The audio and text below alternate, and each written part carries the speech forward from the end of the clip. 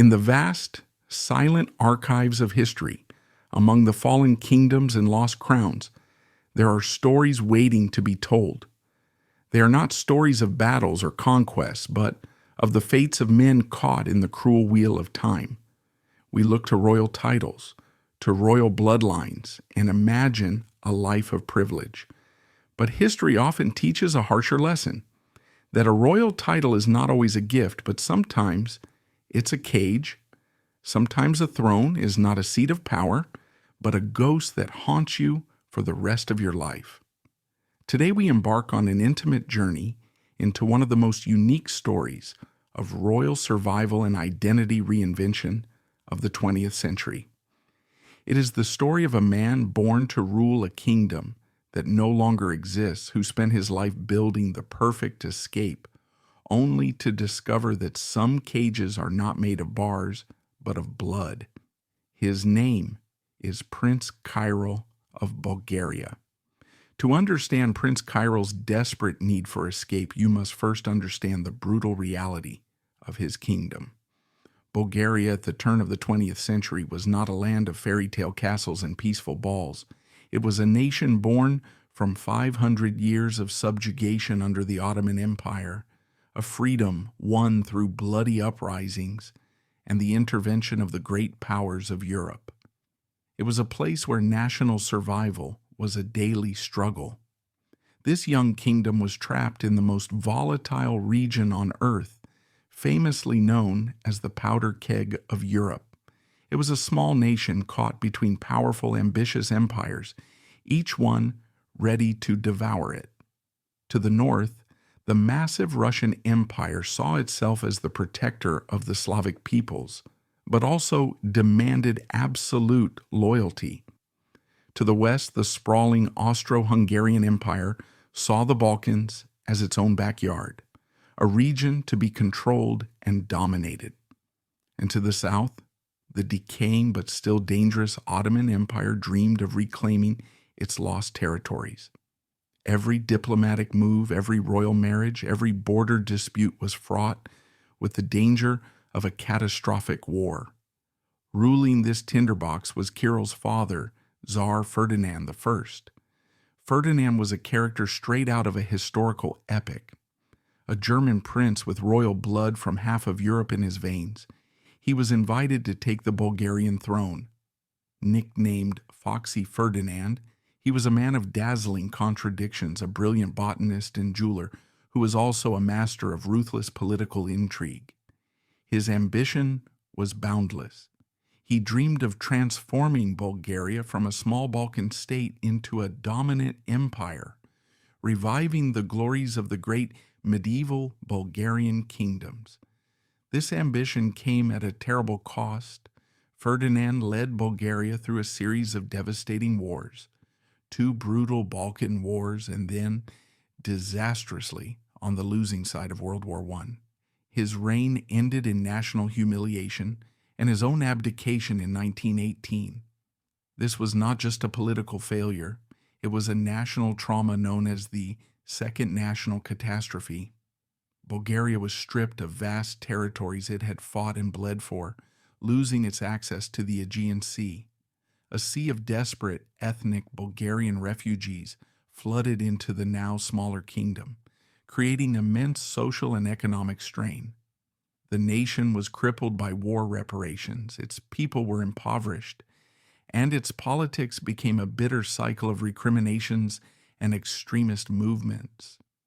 This was the grim, defeated, and resentful kingdom that Boris was destined to inherit, and the one Kyril felt an overwhelming urge to flee. This was the legacy. He left his sons a throne stained with failure, a nation crippled by defeat, and a name associated with ambition that had led to ruin. Into this cauldron of pressure, Ferdinand's 2 sons were born. The first was Boris, the heir. From the moment he could walk, Boris was taught the grim lessons of kingship. He witnessed his father's political gambles and their disastrous consequences. He learned that to be Tsar of Bulgaria was to carry an almost unbearable weight. He grew into a serious, cautious, and deeply beloved monarch, known for his quiet dignity and his genuine love for his people. He was everything a king in a crisis needed to be. And then a year later, in 1895, Kyril was born. He was the second son, the spare. This simple fact of his birth order would define his entire existence. He was not the hope of the nation. He was not groomed to rule. He was, in essence, a royal accessory, a handsome face to appear at state functions, a prince with no portfolio. While Boris inherited the immense burden of the crown, Kyril inherited a life without a clear purpose. This void shaped his personality. Denied a true purpose at home, he looked for one abroad. While Boris remained in Sofia, learning to navigate the treacherous currents of Balkan politics, Kyril found his calling not in a palace, but in the vibrant, liberated world of Paris in the Roaring Twenties. It was a world exploding with new art, new music, and a new sense of freedom after the horrors of the Great War. For a prince from a grim and rigid kingdom, it was paradise. Kyril dove in head first. He became a fixture in the most exclusive social circles, his royal title and effortless charm granting him access everywhere. He spent his nights in the smoky jazz clubs of Montparnasse and his summers on the sun-drenched beaches of the French Riviera. He became a true connoisseur of the good life, with a particular obsession for the ultimate symbol of modern freedom, the automobile. He wasn't just a passenger. He was an expert driver, a connoisseur of fine engineering. He owned a stable of the era's finest sports cars, and his name was often found on the entry lists of amateur motor races. For Kyril, the roar of a powerful engine and the thrill of a winding road was a feeling no royal ceremony could ever provide. It was control. It was escape. It was a way of being the master of his own small, fast-moving world. This wasn't merely a phase. For nearly 2 decades, this was his life. He was the Playboy Prince, a charming footnote in the history of his family. But his lifestyle was more than just hedonism. It was a deeply personal rebellion. It was a conscious rejection of the dark, violent, and demanding world of his father. It was his way of finding an identity separate from the suffocating shadow of his responsible older brother. In Sofia, he was defined by what he was not. He was not the king. In Paris, he could be defined by what he was, a man of style, a man of taste, a man of the world. He moved in a world populated by American heiresses, exiled Russian Grand Dukes, and avant-garde artists. While there's no evidence he was a close friend to figures like Coco Chanel or Ernest Hemingway, this was the universe he orbited, a universe of limitless wealth and cultivated leisure. However, this glamorous lifestyle created a controversial image back in his impoverished homeland. While many Bulgarians struggled to make a living, newspapers in Sofia would occasionally publish reports of their prince's lavish spending and opulent parties on the Riviera. To a nation nursing its wounds, he seemed detached and uncaring, a reputation that would later be used against him with devastating effect. Yet his life in Paris was not entirely without a sense of royal duty. For a time, there was a serious and diplomatically significant plan for him to marry Princess Ileana of Romania, the daughter of the charismatic Queen Marie. A union between the Bulgarian and Romanian royal houses would have been a major political event in the Balkans, potentially creating a powerful alliance. Kyril was reportedly fond of the princess, and for a moment it seemed he might finally embrace the traditional path of a prince, a strategic marriage and a more formal role. But the political instability in both countries and Kyril's own hesitation to be tied down ultimately caused the engagement to fall through. The Playboy Prince remained a bachelor, and a chance at a different, more stable life slipped away. But no wall, however glamorous, can keep history out forever. While Kyril perfected the art of living, his brother Boris was perfecting the art of survival. As the 1930s drew to a close, the lights began to dim across Europe. The rise of Nazi Germany cast a long, dark shadow over the Balkans. Tsar Boris III was forced into a dangerous dance with the Adolf Hitler, trying to protect his nation's independence without being drawn into another catastrophic war. The prince in Paris could ignore the headlines for a time. He could drown out the sound of marching boots with the sound of a jazz trumpet. He could outrun the newsreels in his supercharged car. But the volcano he had been dancing on for 20 years was beginning to smoke. The world of duty he had fled was about to reclaim him, and the party was finally, brutally coming to an end. In the grand theater of history, some are born to play the hero, others the villain, but most, if they are lucky, are simply the audience. For 20 years, Prince Kyril had enjoyed a comfortable seat in the front row, watching the drama of Europe unfold from a safe distance, while his brother, Tsar Boris III, walked the high wire of international politics.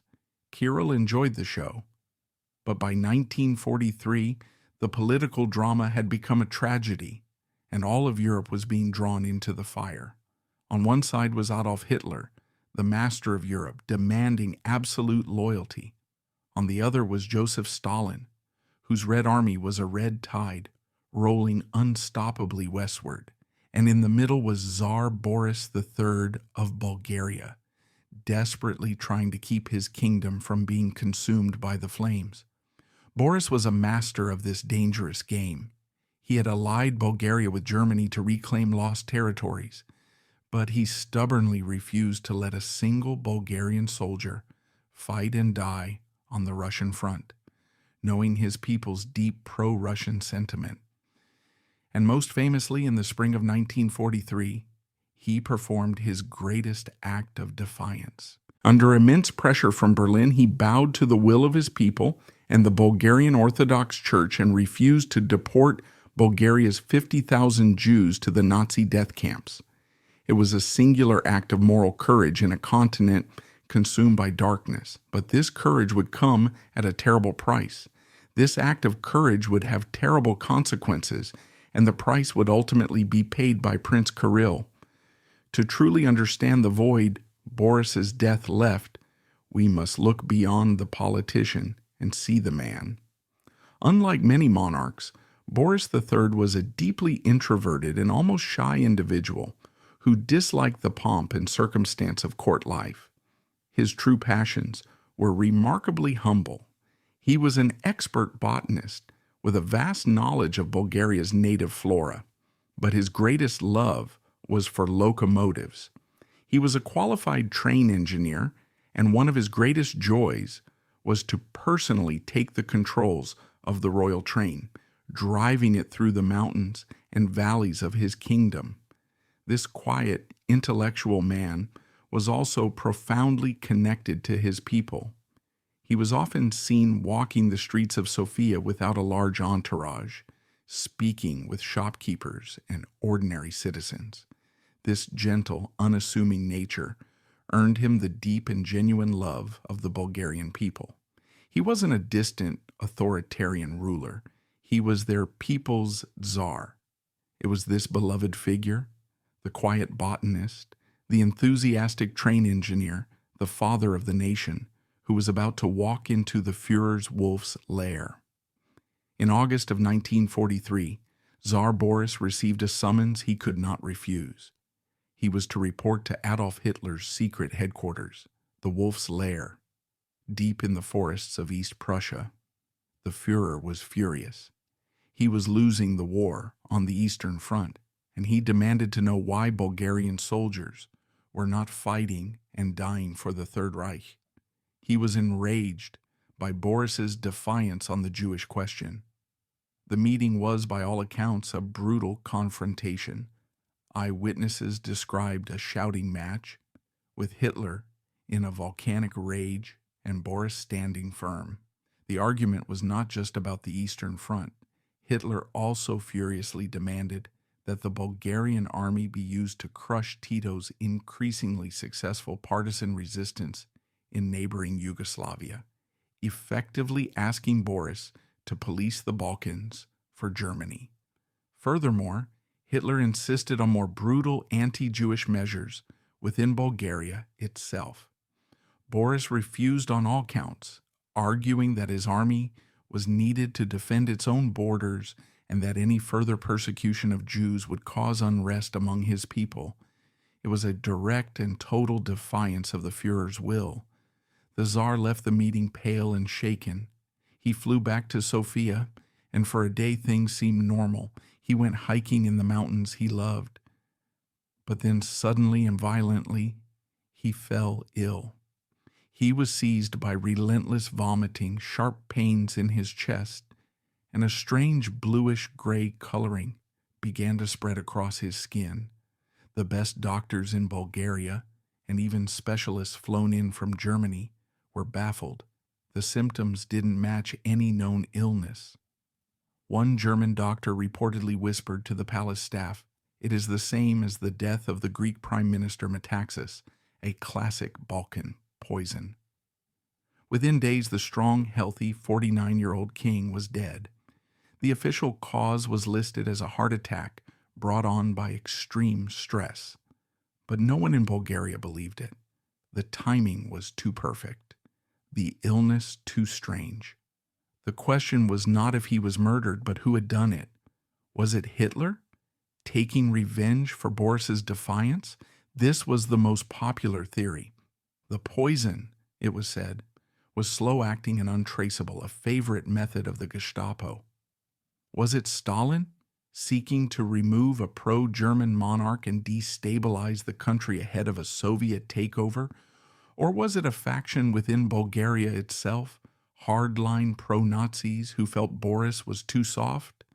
The mystery has never been solved, but the king's death created a catastrophic power vacuum. The one man who had held Bulgaria together was gone. The news of his brother's death shattered Prince Kyril's carefully constructed world of leisure.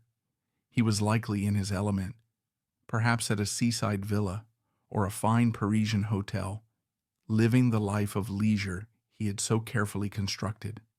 That world instantly evaporated. The telegram from Sofia was more than a message of family tragedy. It was a summons back to a life he had abandoned. The journey home would have been a grim pilgrimage.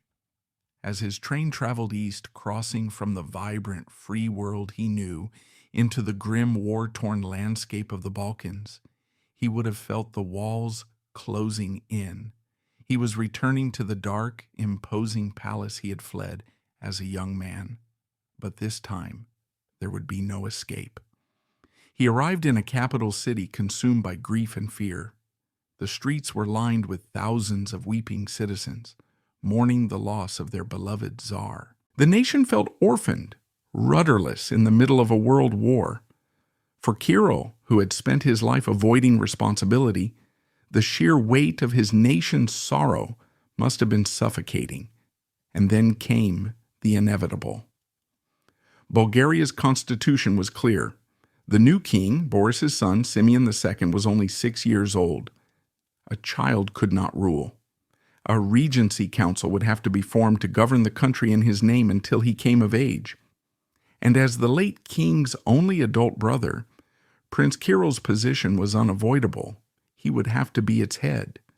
The Playboy Prince was about to become the acting king, a man who had never held a real job, who had never made a serious political decision in his life, was now the leader of a nation at war.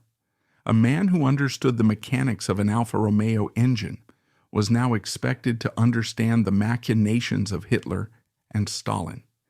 He was in every conceivable way the wrong man, in the wrong place, at the worst possible time.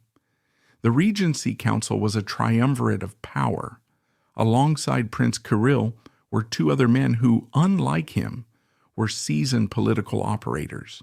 The first was Bogdan Filov, the prime minister, A former archaeology professor, Filov, was a brilliant but cold and deeply ambitious man, an ardent admirer of Germany, who had been the architect of Bulgaria's pro-Nazi alliance.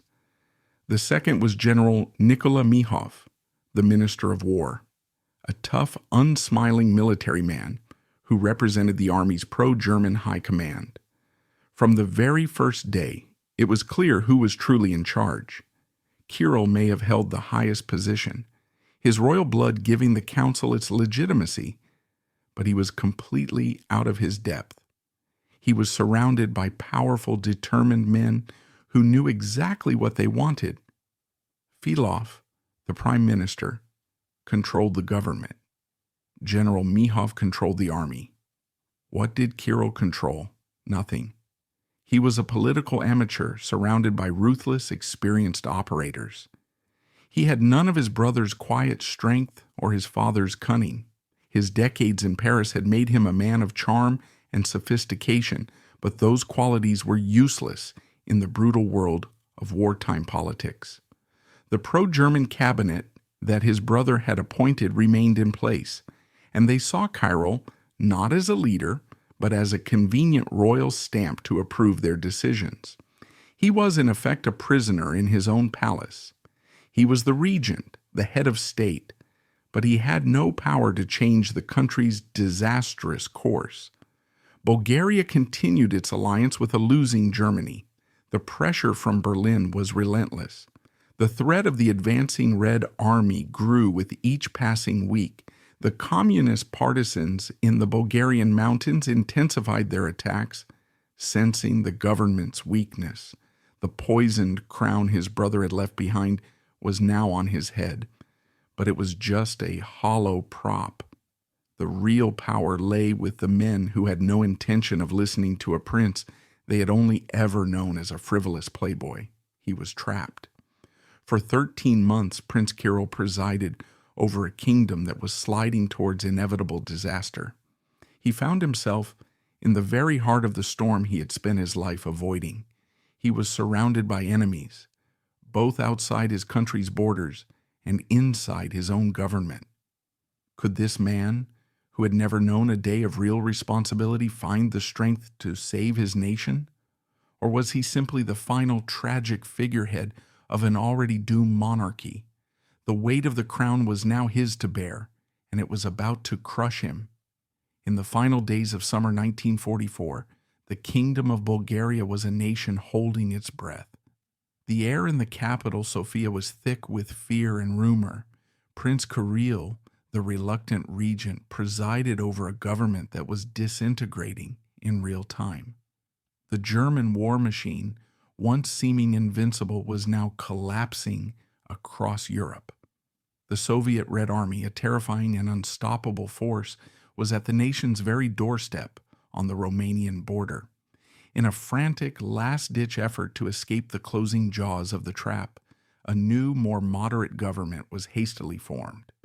In the first week of September, it performed a series of desperate political acrobatics. It broke off the alliance with Nazi Germany. It began to withdraw troops from occupied territories. It even, in a moment of supreme historical irony, declared war on Germany. But these were the final desperate acts of a collapsing regime. The gestures were too little and far too late. Joseph Stalin was not interested in Bulgaria's frantic attempts at diplomacy. He had his own plans. On September 8th, ignoring Bulgaria's new anti-German stance, the Soviet Union declared war on the kingdom. The Red Army rolled across the border. It was a strange, surreal invasion. The Bulgarian army, which had just been ordered to fight the Germans, was now commanded not to fire a single shot at the invading Soviets. The old world was over. A new Soviet-backed power was rising in the Balkans, and Prince Kyril was about to face its full brutality. While the Soviet army occupied the countryside, a swift and brutal seizure of power was happening in the capital. On the night of September 9th, 1944, a coalition of anti-fascist groups, dominated by the Bulgarian Communist Party and known as the Fatherland Front, executed a long-planned coup d'etat. It was a textbook takeover. Key army units loyal to the front secured strategic points across Sofia. They stormed the Ministry of War, the post office, the radio station. The city awoke to find armed partisans on the streets and a new government proclaiming itself in power. But the Fatherland Front's coup was not just against the old royalist regime. It was also a direct move against a new democratic government that was trying to emerge from the chaos. In the few days between breaking with Germany and the Soviet invasion, a new prime minister, Konstantin Moraviev, had formed a government composed of mainstream anti-fascist democratic parties. For a brief hopeful moment, it seemed Bulgaria might navigate a path towards a Western-style democracy. Moraviev's government was the one that declared war on Germany, but they were swept away by the communist-led coup after only a few days in power. This is a crucial, often forgotten detail. The communists didn't just overthrow the pro-German fascists. They also crushed a nascent democratic movement to ensure their own totalitarian control. For the leaders of the old regime, the night was a whirlwind of terror. Ministers were dragged from their beds. Royal counselors were arrested at their desks. The hunt was on for every symbol of the monarchy. Prince Kyril's life as a free man ended in the quiet of the Vrana Palace, the royal residence on the outskirts of Sofia. The very place that had represented the gilded cage of his youth now became a literal one. The arrival of armed partisans shattered the regal silence. The man who had once been the toast of Paris, who had spent decades trying to outrun his royal name, was now a prisoner precisely because of it. He and thousands of others, politicians, military officers, intellectuals, priests, were rounded up. The prison swelled with the elite of the fallen kingdom. The new communist-led government began its rule with a wave of terror, solidifying its power through arrests and summary executions across the country. But for the highest-ranking figures like Prince Kyril, a simple bullet in the night would not suffice. The new rulers needed to put on a show. They needed to give their vengeance the appearance of a legal process. That show was called the People's Court. It was a tribunal created by the new regime with one purpose: to legally and publicly annihilate the leaders of the old one. This was not a court of law as we know it. It was an instrument of revolution, operating under laws written by the victors that retroactively criminalized the political decisions of the vanquished. The judges were not impartial jurists. They were party loyalists, partisan commanders, and political activists, many with no legal training whatsoever. The verdicts were a foregone conclusion, decided in the back rooms of the Communist Party headquarters. This process was a carbon copy of the Stalinist show trials that had purged the Soviet Union in the 1930s and would soon be repeated across Eastern Europe. The goal was not justice, but terror and political theater. By putting the nation's former leaders on trial, the new regime could create a clear narrative of us versus them, blaming all of the country's past hardships on the fascist traitors. It was a way to retroactively justify their own violent seizure of power. The trial was designed to be a public lesson, broadcast to every corner of the nation, teaching the population who was now in charge and the brutal consequences of ever opposing them. It was, in the most literal sense, the founding act of the new totalitarian state. While this brutal spectacle unfolded, the Western world, which had just finished celebrating victory over Nazism, largely watched in silence. The leaders of the United States and Great Britain, including Winston Churchill, sent notes of protest, alarmed by the scale and ferocity of the purges. But these were little more than diplomatic formalities. Under the terms of the Yalta Conference, Bulgaria had been consigned to the Soviet sphere of influence. It was now Stalin's backyard. There would be no intervention, no rescue. For Prince Kyril and the thousands of others facing the People's Court, the grim reality was that they were utterly alone, abandoned by the West, and trapped in the opening act of the new Cold War.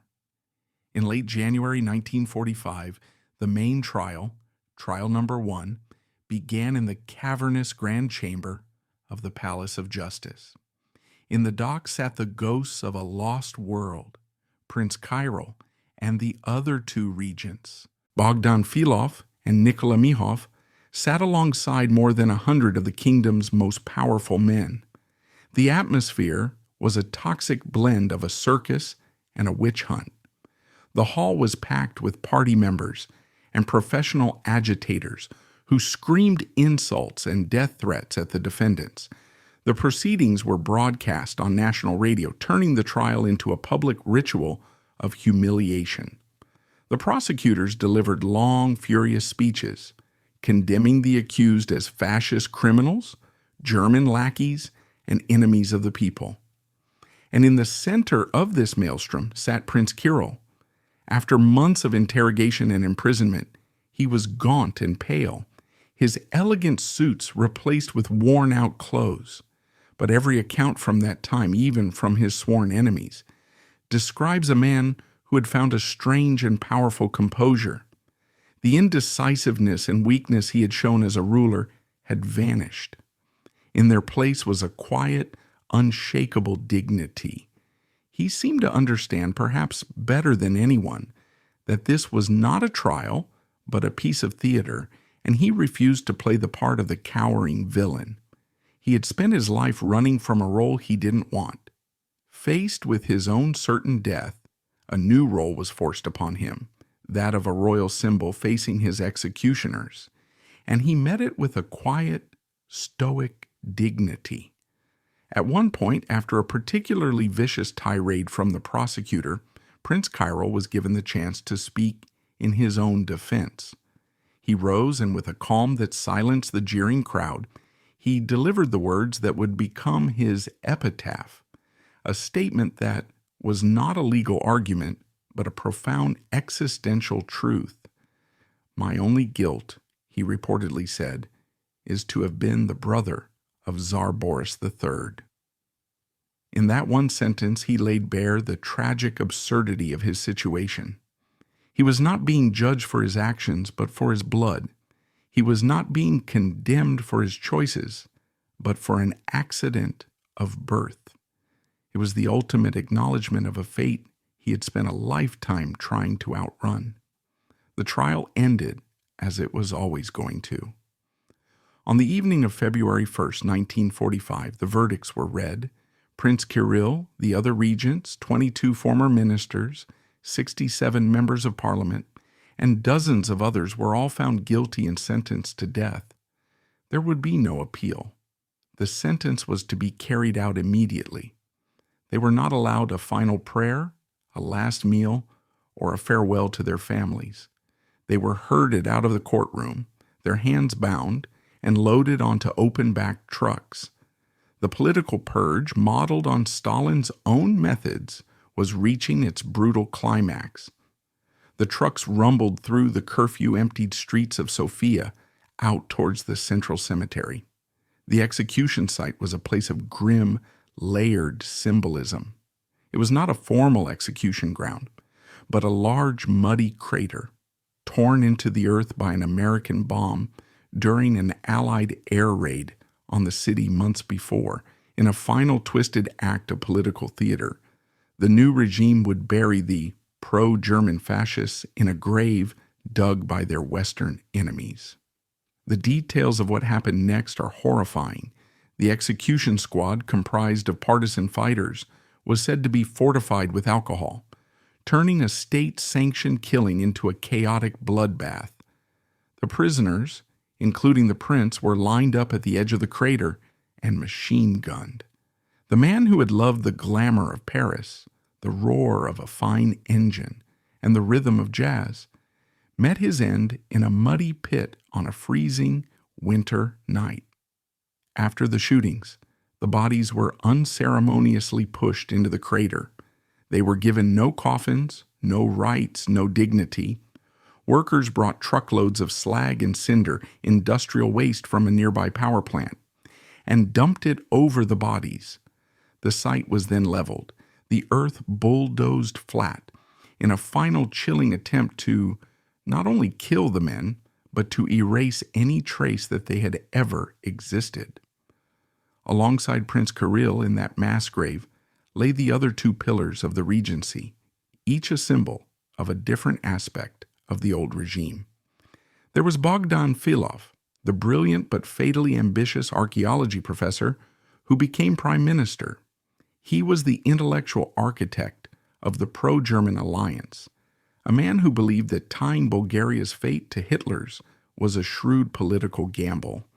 And there was General Nicola Mihov, the stern, unsmiling minister of war. He was the embodiment of the old royalist military establishment, a man of duty who followed the government's orders. The intellectual, the soldier, and the prince, the three men who had guided the kingdom in its final disastrous year, were all silenced together in a single night. The purge was absolute. The execution of Prince Kyril was the symbolic death of old Bulgaria. It was a clear and brutal message the monarchy was gone forever. A new, hard, and unforgiving era had begun. Kyril was judged by the new masters of his country as a failure and a traitor. But in his final terrifying moments, in the face of absolute inhumanity, the man who had spent his life avoiding responsibility found a final powerful dignity in his last moments. The execution of Prince Kyril and the political elite on that cold February night in 1945 was more than a massacre. It was a calculated act designed to rewrite history itself. The new communist regime, backed by the Soviet Union, understood a fundamental truth. To control the future, you must first control the past. And so, for the next 45 years, a thick, suffocating blanket of silence fell over the history of the Bulgarian kingdom. This was not a simple forgetting. It was a systematic erasure. Streets and cities named after kings and queens were renamed for communist heroes. Royal monuments were torn down, replaced by towering statues of Lenin and local party leaders. School textbooks were rewritten. In this new history, the entire monarchist period was portrayed as a dark age of fascist oppression. Tsar Boris III was a Nazi puppet, and Prince Kyril, if he was mentioned at all, was a one-dimensional caricature, the decadent, traitorous playboy who deserved his fate. The mass grave where the prince and hundreds of others were unceremoniously dumped was paved over, its location deliberately lost to memory. It was as if they had never existed, but while history was silenced at home, it was kept alive in exile. In Paris, in Madrid, in New York, the Bulgarian diaspora, the émigrés who had fled the new regime, wrote memoirs, published journals, and told their children the forbidden stories. They became the secret keepers of a nation's memory, and they waited. They waited for the day the silence would break. That day came in 1989. As the Berlin Wall crumbled, the communist regime in Bulgaria, rotten from the inside, collapsed with astonishing speed. An era of freedom began, freedom to speak, to vote, and most importantly, to remember. Archives that had been locked for half a century were thrown open. The ghosts of the past, so long suppressed, began to emerge into the light, and among them was the ghost of the Playboy Prince, finally able to tell his side of the story. With the freedom to look back, a painful and complex national debate began. Who was Prince Kyril? Was he the evil collaborator of communist propaganda, or was he the innocent martyr of royalist memory? The truth, as it so often is, was far more complicated than either story allowed. The case against him is serious and must be confronted. He was the head of state of a nation in the Axis Pact. While his personal power was negligible, his signature and his presence gave the regime a veneer of legitimacy. The darkest stain on the record of his regency is undeniably the fate of the Jews in the occupied Greek and Yugoslav territories of Thrace and Macedonia. While his brother's government had heroically saved Bulgaria's own 50,000 Jews, the government Kyril nominally led did the opposite. In March of 1943, under the direct organization of the Commissar for Jewish Affairs, Alexander Belev, over 11,000 Jews from these lands were rounded up by Bulgarian authorities and handed over to the Germans to be murdered at Treblinka. For this, history must hold his government, and by extension its regent, accountable.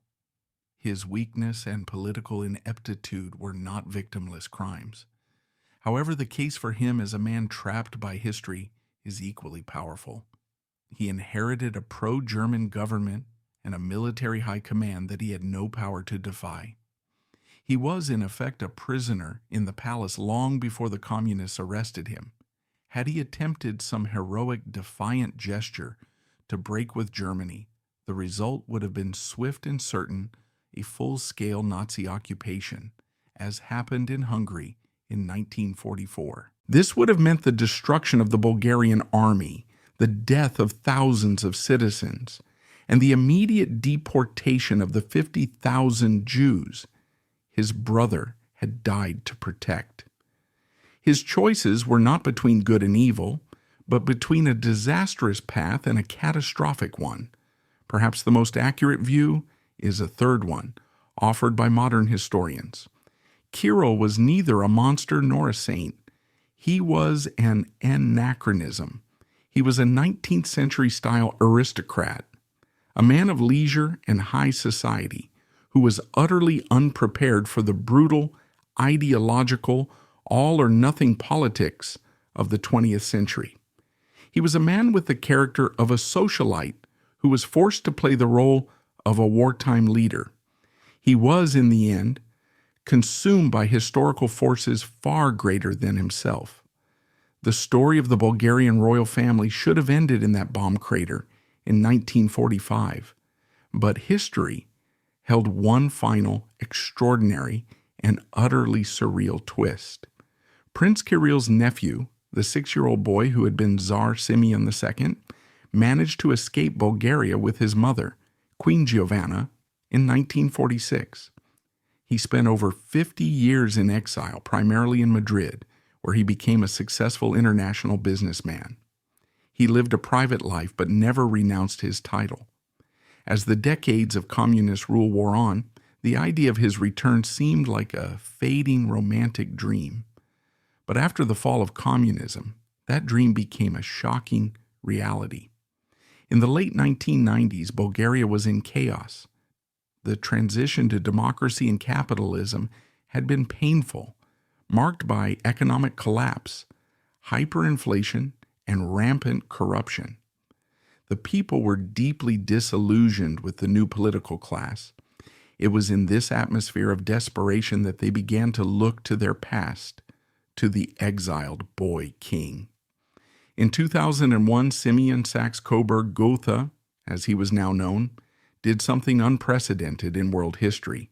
He returned to his homeland, formed a new political party, and ran in the democratic elections. His party won a stunning landslide victory. The boy who had been the last Tsar of Bulgaria returned to lead his country, not as a king, but as its democratically elected prime minister. His premiership was a pivotal moment.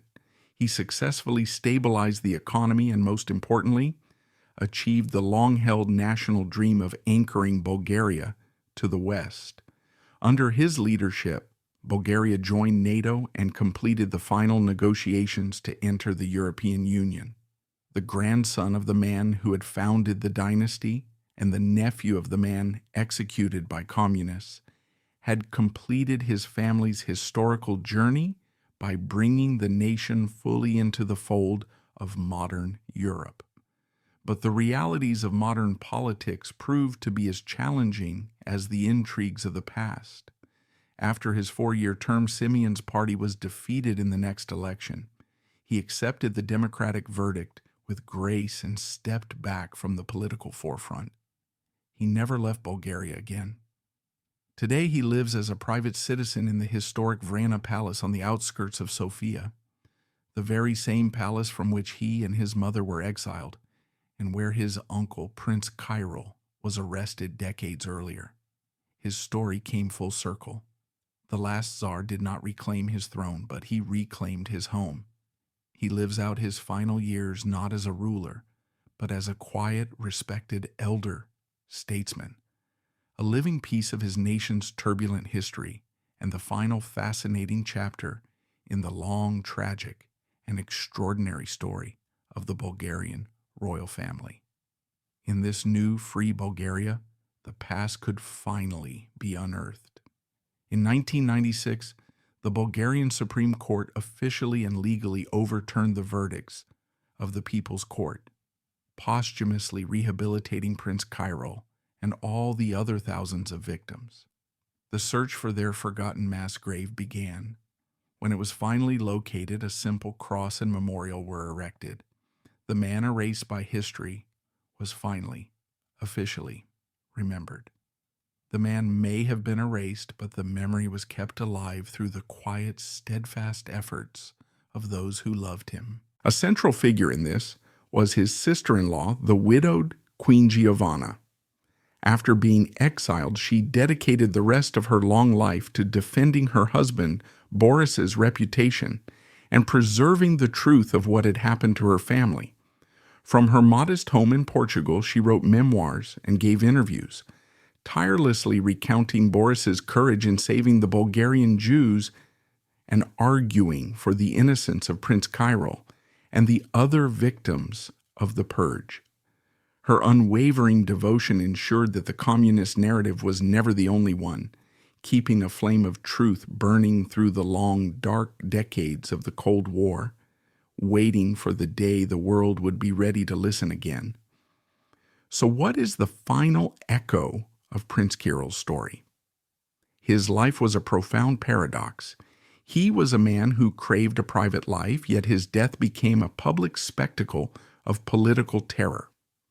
He was a man who fled from politics, yet he became a potent political symbol for both the communists who condemned him and the royalists who mourned him. His life was ultimately defined by the very things he spent his life rejecting. In a life largely marked by frivolity and a lack of conviction, his final days were his most substantial. In the theater of the People's Court, he refused to play the part of the broken man. He faced oblivion with a quiet dignity that was more powerful than any political speech he could have given. It suggests that a person's true character is revealed not in how they live in comfort, but in how they face their end. He wanted the simple life of a wealthy European gentleman, the thrill of a fast car, the sound of a new jazz record, the warmth of the Riviera sun. But his royal blood made such a simple life an impossible dream. He never wore the crown of a king, yet in the end, he was forced to pay its highest, most terrible price. His is the sorrowful story of a man whose entire life was defined by a single, inescapable fact. He was born in the wrong place at the wrong time with the wrong name.